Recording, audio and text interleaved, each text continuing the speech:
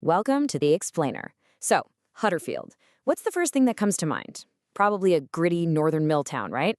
Well, today we're going to dig a little deeper, and I promise you what we find is going to completely change how you see this place. Okay, let's kick things off with something that probably makes you do a double take. This quote is from Friedrich Engels. Yeah, that Friedrich Engels, co-author of the Communist Manifesto. Handsome is probably the last word you'd expect him to use for a factory town. It makes you wonder, what did he see that so many others have missed? That's our jumping off point. Yeah, that one quote from Engels just blows the lid off the typical image. This is not just a story about mills and smoke. We're talking about mysteries that are thousands of years old, about full-blown, bloody rebellion, and, believe it or not, about a town that has had a surprisingly huge impact on the whole world. All right, first up, Ancient Hill Fiery Secrets. To really get Huddersfield, we have to go way, way back.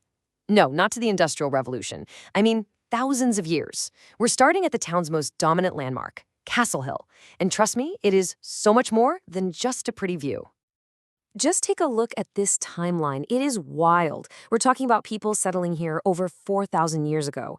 Then comes this massive Iron Age fort, which is then wiped out by a mysterious fire. And then you jump all the way forward to 1899, when the Victorians build the tower that's there today. This one hill has seen it all. So, about that fire. This was not just some campfire that got out of hand. The heat was so unbelievably intense that it literally melted stone. It created what archaeologists call a vitrified fort, where the stone ramparts fused together into a glassy mass. This is incredibly rare in England. How did it happen? Was it an attack? Some kind of ritual? We just don't know. It's a genuine, historical whodunit. Let's jump forward now to the era that everyone thinks defines Huddersfield, the Industrial Revolution. But this period wasn't just about spinning machines and new factories. Oh no, this is when Huddersfield became the absolute epicenter of a violent, radical protest movement. Now get your head around this for a second. The British government was so terrified of the Luddite movement, workers who were smashing the new machines, that they sent more soldiers to Yorkshire than they initially sent to fight Napoleon's army in a major war. I mean, just let that sink in. This wasn't a minor protest. This was seen as a threat to the entire nation. And Huddersfield was ground zero. This wasn't just smashing things. It turned into a desperate, violent conflict. A local mill owner, William Horsfall, was actually assassinated, shot on his way home from the pub. This was a national scandal, and the government's response was swift and absolutely brutal, ending with a mass hanging of 17 Luddites. This was practically a civil war. But here's the twist. Out of all that industrial turmoil, incredible wealth was created. And with it, a fierce sense of civic pride that led to one of the most unique events in British history, and a nickname that the town still carries today. Look at this number, £1.3 million. In 1920, this was an astronomical sum of money. We're talking tens of millions in today's money. It was an incredibly audacious move by the town council. So what on earth did they buy? Well, they bought the town. No, I'm serious. They purchased the entire Ramsden estate, which had owned pretty much the whole town center for centuries.